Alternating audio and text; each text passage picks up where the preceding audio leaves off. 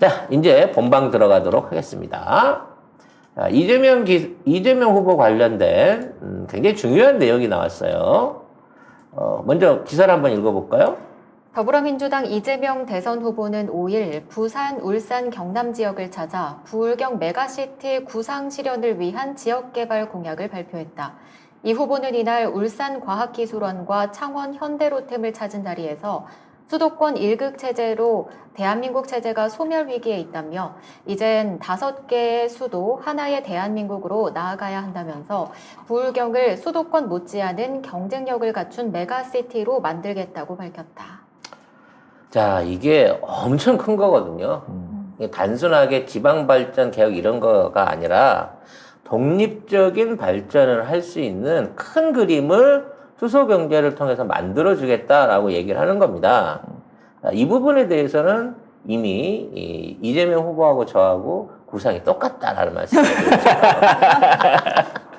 제가 2달 전에 부산 기장 지역을 이렇게 순회를 하면서 지역 민심을 살피면서 여러분한테 그 얘기 드렸잖아요. 네. 앞으로 이 지역에 대단히 엄청난 규모의 물류시설과 일종의 국제항구가 들어설 가능성이 있다라는 부분에 대한 예상을 해드렸는데, 자, 그게 수소경제의 일환으로 오게 된다라는 걸 얘기하고 계신 겁니다. 네.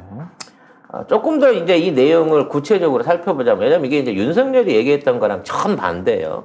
윤석열은 모르잖아. 수소가 뭔지도 잘 모르잖아. 그렇지. 그거 얘는 이제 그 수소가 재생에너지인지 아니면 미래 에너지 자원인지를 몰라요. 별로 중요하지도 않다고 얘기했고. 2030년대 이후에 전 세계 GDP의 60%를 수소하고 연관된 산업이 만들어내는데 그거 가지고 제대로 될 거라고 생각하지 않습니다라고 자신 있게 얘기를 하시더라고. 지 모르면 다 이상한 거야. 아니 지가 모르는 건 다 중요한 게 아니라니까. 내가 아는 것만 중요한 거야. 참 일관성 있네요. 그 부분에. 그러니까 정말 공부를 정말 띄엄띄엄 한 사람 티가 나는 건데요. 괜히 구수한 게 아니죠. 네. 왜 그러면 부울경을 연결하는 메가시티가 왜 필요하냐? 부울경을 중심으로 한 수소 에너지를 기반 베이스로 한 일종의 도시 운영을 최초로 시도해 볼 수 있는 게 이 부울경 지역인 거예요. 왜? 울산 앞바다에 풍력단지 있잖아. 그거 작년에 저희가 그 얘기했잖아요. 얘기했잖아요. 울산이 그쪽 부분에 있어서 이제 선도적인 역할을 하게 된다. 그렇죠.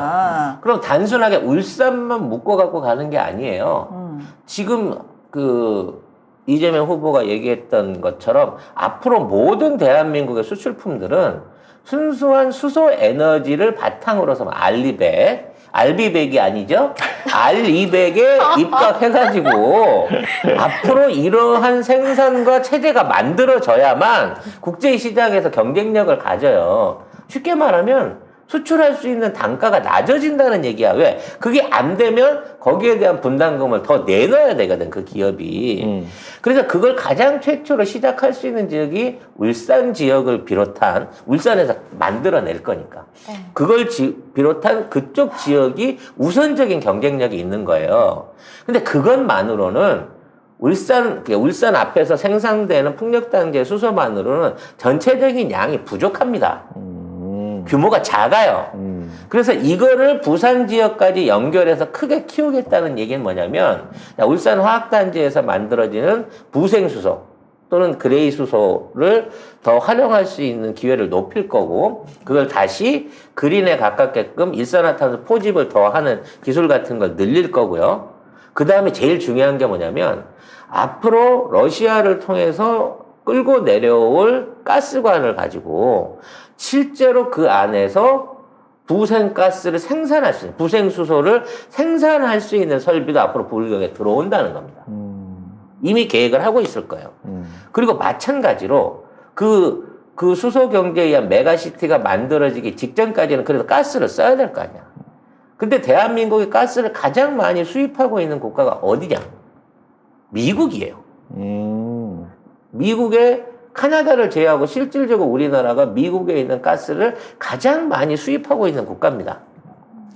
조금 이제 앞에 그 멤버십 시간에 설명을 드렸습니다만, 미국은 어차피 이 가스를 수출해서 이걸 팔아먹고 살아야 돼요. 근데 유럽으로 보내는 거는 대서양으로 보내면 되기 때문에 우리랑 상관이 없어. 그리고 유럽에 보낸다고 하더라도 유럽에서 소모할 수 있는 가스의 양이 그다지 많지 않아요. 그리고 유럽은 러시아라든지 아프리카를 통해서도 가스를 조달할 수 있는 능력이 되고 중동을 통해서도 조달할 수 있는 능력이 됩니다. 그러니까 지금 미국이 수출을 바라볼 수 있는 거는 전 세계에서 가스를 가장 많이 소비하는 세 나라, 중국, 일본, 한국이 모여 있는 이 극동아시아 지역인 거예요. 수요처를 따지려고 하면. 물론 러시아도 그걸 노리고 있죠. 그래서 미국은 이러한 자신의 세일가스들을 보존하고 이제 보관하면서 이거를 다시 재수출해 줄 수 있는 에너지 허브의 극동 본부를 필요로 합니다. 그래서 처음에 일본을 그 대상으로 점 찍었던 거죠. 그게 딱 시작될 때가 언제죠? 오바마가 집권해서 세일가스를 개발하기 시작한 2010년대 초반이었습니다. 그래서 그때 일본의 동해 쪽에 있는 항구들, 그러니까 도쿄와 오사카만을 비롯한 이쪽 지역에다가 이러한 미국의 가스들을 대량 조류하고 유통할 수 있는 센터를 세우려고 그랬어요. 근데 그때 뭐가 일어났죠? 후쿠시마 대지진이 일어났죠. 그 꼴을 보니까 야, 여기다가는 모두 세워서는 안 되겠는데? 라는 생각을 하면서 이걸 접어버린 거고, 그러면서 자연스럽게 그 대체지로 넘어오게 된 게 우리나라인 거예요. 그럼 우리나라를 할 때, 자, 전라도 쪽에 있는 서해안이 유리하냐, 이 부산 쪽에 있는 동해안이 유리하냐, 입지적 지역을 놓고 봤을 때, 개발이라든지 일종의 극동아시아로 가는 항로를 생각했을 때는 오히려 전라도 쪽이 유리할 수 있었습니다. 근데 또 변수가 생긴 거예요. 이게 극동해죠. 극동을 통해 갖고 북극해를 돌아 나갈 수 있는 해상로가 열린 겁니다. 이렇게 되다 보니까 미국이 야, 이쪽으로 돌아가면 대서양 가는 것보다 훨씬 빠른데?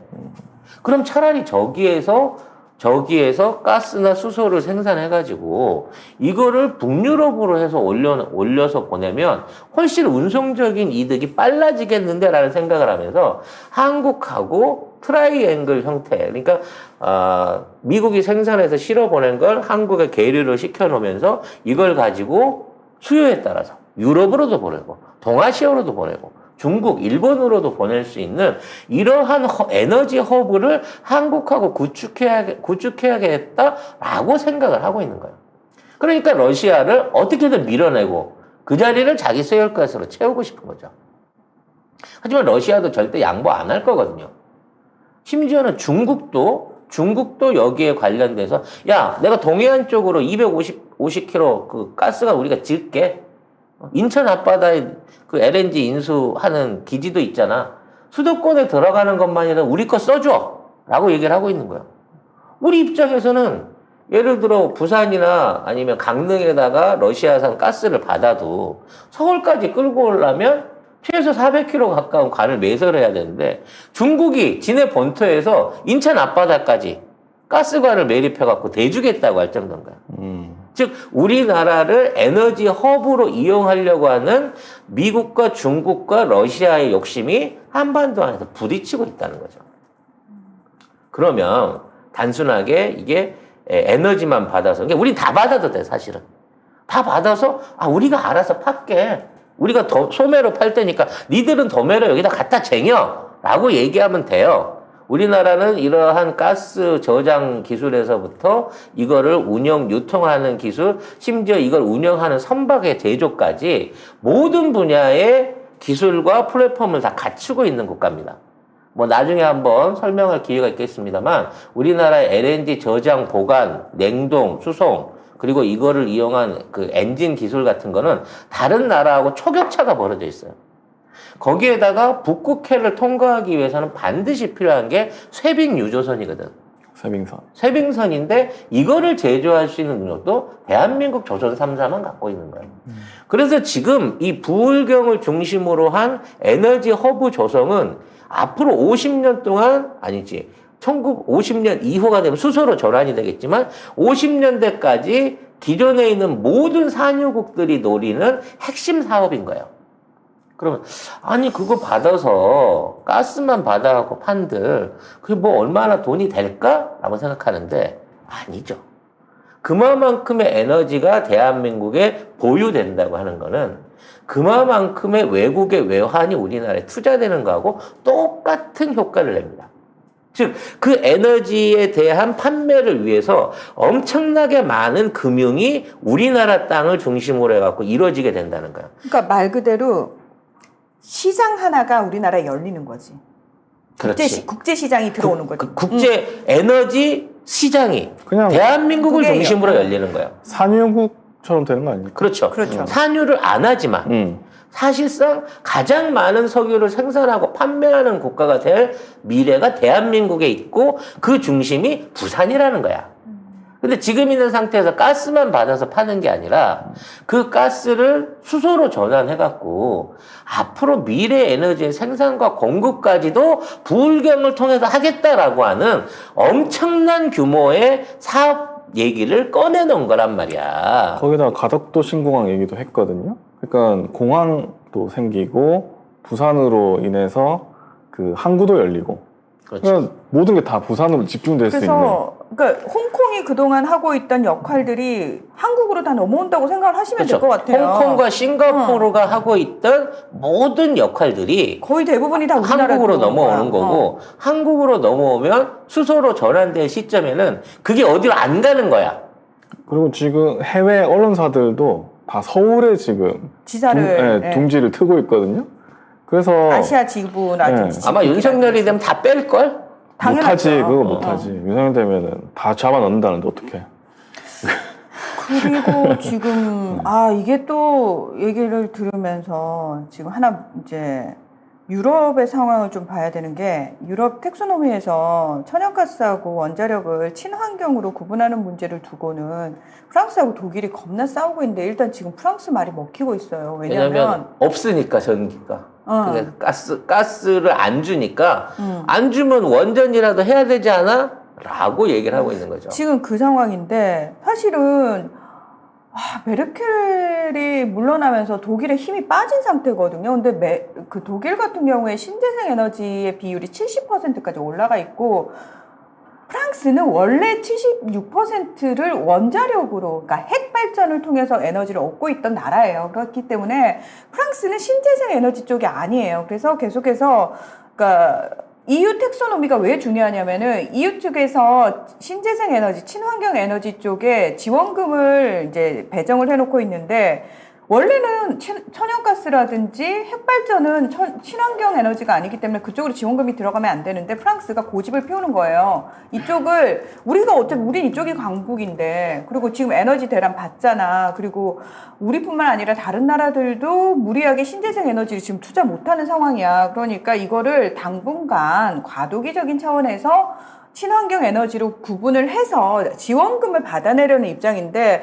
현재는 마크롱이 이겼어요. 이겨가지고 물론 독일 쪽이 계속해서 반발을 하고 있는데 만약에 이게 정말 내년 1월부터 확정이 돼서 지원금이 천연가스 핵발전에도 나가게 되면은 독일 입장에서는 앉아서 그 지원금 빼앗길 수는 없는 상황이 되면 독일은 지금 무슨 발표를 했냐면은 노르트스트림 2에 대해서 가동 안 할 수도 있다. 그 다음에 러시아에 대한 천연가스 의존도 지금 55%인데 그거 줄이겠다, 공급처 다양화하겠다라고 얘기를 하고 있는데 결국은 이거 다양화하려면 방법이 LNG를 실어오는 방법밖에 없는데 그러려면 독일 내에 저장고를 만들어야 돼요, 결국은. 그리고 지금 이란이 천연가스 굉장히 많이 생산을 하고 있고 미국이 카타르한테 야 유럽 쪽에 천연가스 좀 공급해줘 라고 얘기를 한 상태이기 때문에 이쪽에선 또 실어올 수 있는 방법이 LNG거든요. 그러면 우리나라의 LNG 선박부터 그렇죠. 시작해서 보관 창고 그 기술력이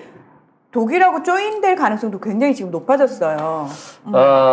말씀하셨으니까 두 분들 다 설명을 드리자면 우리나라가 독자적인 개발은 아니지만 제일 잘하는 게 뭐냐면 심층 지층에다가 가스를 저장하는 기술이야. 이게 뭐냐면 그럼 또 언제 그런 기술을 개발했대? 그러게 말이야. 그래서 땅 밑에다가 이거 땅을 파고 들어가가지고 그 지층과 지층 사이에 있는 빈 공간을 거기다가 저장고로 활용하는 방식을 써요.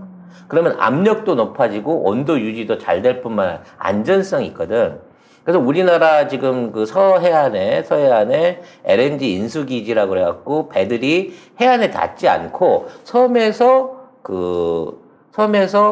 가스를 내리는 그 지역이 있어요. LNG 인수기지가 있는데 거기에 보면 육상에는 장충체육관 돈만한 것들이 한 10개 가까이 있고 제일 중요한 건 그 섬 지하에 아까 얘기한 대로 지하 안반을 파갖고 아예 안반에 매립한 이 시설이 있다는 거죠. 그래서 앞으로 친환경을 생각하는 국가는 다 이런 방식의 저장 방식을 선택을 하게 될 거라는 거예요. 그러니까 이쪽 또한 우리한테 큰 특수가 돼. 이거는 우리가 제일 잘하니까. 근데 그걸 잘 하려면은 다시 국내 정치와 분리해서 생각할 수가 없는 게 국내 정치가 안정적으로 이 부분을 완벽하게 뒷받침해 줄 수 있는 정권이 계속해서 문재인 정권을 이어가야 된다라는 거예요. 그리고 중요한 거는 이제 아까 얘기한 원자력의 부활이 아니냐라고 생각을 하는데 사실 이번에 이 법안이 먹힌 배후에는 미국의 압력이 있었습니다.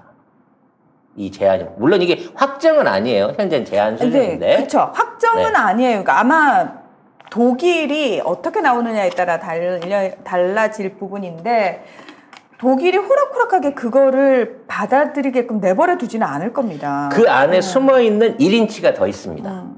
전제 조건이 있어요. 지금의 유럽에서 진행하려고 하는 이번에 원자력 기준은 기존 3세대 원전에 있는 기준의 기술과 안전성을 뛰어넘는 담보가 필요합니다. 그렇죠. 차세대 원전인 거예요. 즉 프랑스가 원전 기술에서 세계 3대 국가이긴 하지만 그래도 기존에 있는 걸로는 안전성이 보강이 안 되니 일단 저장 용기의 강화, 그러니까 어떤 경우에도 누출이라든지 폭발이 일어나지 않는 핵 연료봉 기술의 개발, 그리고 안전성을 담보할 수 있는 새로운 형태의 원전에만 이 지원금을 보급한다는 거야. 그렇죠. 네. 그러니까 그러면 전제 조건들이 그렇지. 있긴 있어요. 그 전제 조건을 놓고 보면 프랑스가 이 지원금을 받아들여도 결과적으로 메인 기술은 뭐가 가냐? 차세대 원전이 갈 수밖에 없다는 거야. 그럼 차세대 원전 기술을 공동으로 승인해가지고 지금 본격적인 사업을 하려는 국가가 어디죠? 미국과 한국이잖아. 지금 프랑스가 만들었던 차세대 원전은 상하이에 시범 원전을 돌리다가 작년 연말에 누출 사고 났잖아. 그래서 거기에 대한 프랑스랑 같이 프랑스랑 미국이랑 같이 그걸 개발을 했는데 거기에서 누출 사고가 났어. 걔네들은 아니 전체 원자봉 뭐 4,000개 중에 뭐 한 12개 정도 난 거니까 크게 문제되지 않아라고 말하지만 누출이 됐었다는 거지. 그렇죠. 그래서 프랑스하고 중국하고 미국이 이걸 어떻게 이거를 쉬쉬해갖고 이걸 닫을까 하고 있는 차원이었는데 갑자기 미국이 프랑스를 제끼고 우리나라가 개발한 4세대 원전을 표준화해갖고 이걸 국제시장에 들고 가겠다고 얘기를 한단 말이야. 그러니까 지금 이게 원전으로 바뀐다고 하더라도 이게 우리나라에 나쁠 게 하나도 없어요. 왜? 프랑스가 지금 미국한테 왕따 당하고 있는 거거든. 결과적으로 이런 보조금으로 유럽 내에 다시 원전 건설이 들어갈 수도 있습니다. 하지만 그거는 기존에 있는 3세대 원전이 아닌 한국과 미국 표준의 4세대 원전 기술이 거기 들어갈 거예요. 그렇게 되면 또 하나의 시장이 또 열립니다. 유럽 전체에 퍼져 있는 원자력 발전소들이 4세대로 변환되는 순간 3세대, 2세대 원전들에 대한 폐로 그리고 그와 관련된 해체 작업들이 새로운 과제로 떠오르게 된다는 거죠. 그거는 이미 그 조건 안에 있어요. 그러니까 그 핵 폐기물에 대해서 어떤 식으로 처리할 건지에 대해서 완벽한 시나리오가 있지 않으면 이거는 허가가 안 되게 돼 있어요. 그게 우리나라에서 개발한 사원전입니다. 파이로 프로세싱을 이용하고 기존의 플루토늄 폐 연료봉을 연료로 재활용해서 태워서 없앨 수 있는 기술인 거거든. 근데 이게 미국의 큰 그림인 거야, 따져놓고 보면. 유럽에 지금 이걸 되살리는 것도. 그래서 이걸 보고, 우리나라 원자력을 너무 일찍 내려놨다 그러는데 안 내려놨어요. 다만, 과거에 대한 기술을 버리고 새로운 기술로 가자라고 선언한 거고, 과거 국뽕반점에서 한번 설명을 드렸지만, 폐로 기술에 대한 최고 전문 기술을 확보한 나라. 지금 우크라이나에서 있었던 그 체르노빌 원자력 발전소의 그 해체 작업을 본격적으로 참여하고 있는 실질적인 폐로 최고 기술 국가가 또한 대한민국이라는 거지. 그럼 짓는 게 10억이면 떠는 건 30억이에요. 오히려 우리나라한테는 원자력 부문 안에서 훨씬 더 큰 시장이 열린다고 봐야지. 이게 윤석열이가 원자력 중요하다 그랬는데 아니야, 그거 아니야. 그거 아니야. 윤석열 말이 맞나 봐. 아니에요. 그건 이미 지난 기술이야. 그거 아니에요. 그러니까 윤석열은 지금 정말 전통적인 의미의 아주 베이직한 지식을, 그러니까 얕은 지식을 가지고 원자력 얘기를 하고 있는 거지, 지금 우리가 이야기하는 그 원자력 기술에 대해서는 윤석열은 1도 모르고 있는 겁니다. 문제는 다 이 공약을 꺼내놨을 때 만일에 그럴 리는 없지만 아무튼 뭐가 있어서 윤석열이 됐다고 하잖아요. 윤석열은 절대 이러한 수소 경제나 친환경 에너지 정책을 받아들이지 않습니다. 기존에 있는 석유를 위한 석탄가스를 활용하고 이러한 부분을 다시 되살려 가지고 투자 없이 기업들이 그냥 마지막 남은 이득까지 딸딸딸 긁어먹을 수 있게끔 10년, 20년 동안 여기에 대한 선제적인 투자를 막을 거예요. 아예 그 뿌리를 없애버릴지도 몰라. 그러니까 이게 지금 구군이 걸린 선거예요. 처음에는 한일전이라고 생각을 했어, 단순히. 근데 이게 지금 한일전에서 끝나는 문제가 아니야. 다시 그 일본 식민지 시대로 대한민국이 엄청나게 퇴보하느냐, 아니면 지금 문재인 정부의 뒤를 이어서 앞으로 쭉쭉 나아가느냐, 그 기로에 선 선거를 우리가 앞두고 있는 거예요. 너무 심각한 상황인 거예요. 그래서 이건 물론 나는 이해가 안 되는 게, 안동 출신이잖아, 우리 이 후보는. 네. 고향 사람이야. 문재인 대통령 부산 사람이라고. 노무현 대통령도. 근데 왜 그쪽 지역을 개발시킬 수 있는 이 공약을 지금까지 한 번도 없었던 부울경을 비롯한 이미 많이 낙후했던 지역에 대한 새로운 시각과 새로운 발전의 계기를 주는 이런 정책들을 환영하지 않고 이런 것들을 받아들이지 못하고 지지율이 안 나오냐는 거지. 그러니까 저는 그러니까 여론조사도 물론 믿지는 않습니다만 너무 답답한 게 뭐냐면, 뭔가 왜 경상도가 그런데도 불구하고 되게 희한한 게, 또 진보 쪽 굵직굵직한 정치인들은 또 경상도에서 나와요. 그렇죠. 이게 되게 아이러니한 일인데, 우리 김경수 신기해. 지사님도 그렇고 조국 장관님도 그렇고 신기하잖아요. 추미애 장관님도 그렇고 이동영 작가도 그렇고 김원중도 그렇고. 심지어 우리도 부산이고 얘도 울산이야. 나만 광주야. 여기만 전라도야.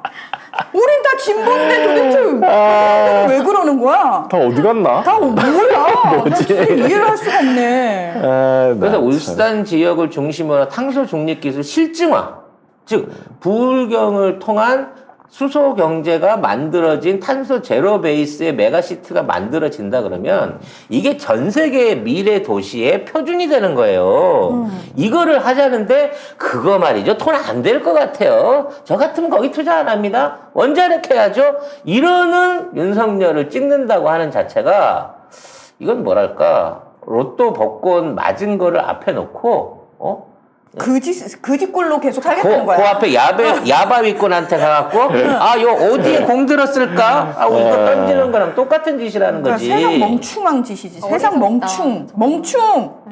그래서 제가 2달 전에 부산 지역을 둘러보면서, 네. 자, 앞으로 김해, 양산, 기장, 부산, 울산을 연결하는 광역의 발전 가능성이 보인다라는 말씀을 드렸는데 그 얘기가 그대로 나왔어. 창원, 김해, 양산, 울산, 동남권 순환 광역철도 재정사업, 이게 왜 필요하겠냐고. 이 그림을 나랑 똑같이 본 거야. 이게 난 대한민국의 축소판이 딱 성적가 TV 같아. 무슨 얘기냐면, 우리 문재인 정부가 아무리 잘하고 이재명 후보가 아무리 큰 그림을 내놔도 이놈의 외로운 새끼들이 보도를 안 하잖아. 성작가 TV에서 너무 좋은 얘기들이 나오는데 12만 밖에 몰라, 이 얘기를. 그나마 그 얘기할 때는 9만이었더라. 그러니까. 10만 대였잖아. 이게 대한민국의 숙소판인 거야. 이래서 나머지가 몰라. 또 송 작가가 2달 전에 한 얘기가 현실로 이루어지고 있는 거예요, 이게. 네. 야, 정말 너무 답답하네요. 답답하네요. 네. 여러분 네. 답답하시죠? 우리가 잘 돼야. 네. 그러니까 송작가 TV가 대한민국의 축소판이야. 아니 이 정보를 왜 몰라요? 여러분도 답답하시죠? 근데 주변에 진보라고 하는 사람들도 송작가 TV를 모르는 사람들이 많아. 엄청 많죠. 그래서 문재인 대통령이 이렇게 잘하고 있는 걸 대한민국 국민들이 모르는 것과 똑같은 거지. 세상에. 정말 우리는 120만 돼야 되는데. 네. 우린 정말 보스 형님 정확하게 표현하셨습니다. 이런 방송 구독자 100만 돼야 하는 거 아닌가요? 그래서 맞습니다, 형님. 지금 네. 이제 쟤네들이 공격하는 게 친환울 발전소 건설 안 한다. 이재명이 되면 발전소도 못 짓게 하고 안 한다. 해요. 했는데 니네 지금 원전 마피아가 하던 구시대적인 3세대 원전 안 하고 조금 늦게 짓더라도 대한민국 기술이 들어간 4세대 원전 이걸로 전환해가지고 새로운 원전 패러다임을 만들기 시간을 조금 더 가지자는 거야. 그 실용화까지. 근데 이 자체로 원전 다 폐기되고요. 원전 망하면 우리 다 굶어 죽고요. 앞으로 경상도는 전부 다 공업시설들 다 망하고 이거 다 외국으로 나갑니다. 삼성이 미국으로 본사를 옮기려고 하고서 제발 좀 옮기라 그래. 야, 너 가면 바로 철컹철컹이야. 야, 진짜. 가면 가라. 끝났지 벌써. 옛날에 그런 그 가짜 뉴스들을 꺼내놓으면서 이거를 선거를 호도하고 있어요. 그러니까 이런 것들을 좀 전문적인 분석 프로그램이나 다큐 같은 걸로 공중파에 좀 풀어줘야 돼. 이 울산 메가시티가 얼마나 부울경 메가시티가 얼마나 경제적 가치가 있고 이거 하나만으로 대한민국의 미래가 어떻게 바뀔 수 있는 구상인지를 좀 그 가치를 알려줘야 된다고. 이런 해석은 우리 송작가 TV밖에 없다는 거. 이게 어떤 의미를 가지는지 국제정치적으로까지 저희가 다 연결시켜서 여러분께 설명을 해드렸습니다요. 네. 이렇게만 고급지다. 되면요. 고급지다. 오히려 서울 경기에 집중돼 있던 경제력이 분산되는 게 아니고 그걸 유지하면서 부울경의 경제력 수준이 서울 경기를 추월할 정도로 바뀌어질 수가 있어. 근데 공장 짓겠다는 게 아니야. 아니, 그러니까 언제적 공장이야? 그거 아니까. 그러니까. 무식하게. 이제 우리는 더 이상 공장 지을 필요가 없어요. 지금 지을 땅이 저 북한에 널려 있잖아. 그렇지. 북한에 짓다 모지라면 만주에 질 거고 거기는 모지라면 심지어 몽고에 가서 질 거야. 노동력도 많아. 그렇지. 거기는. 심지어 말도 통해요. 네. 그러네. 말이 통하네. 노동력도 싸.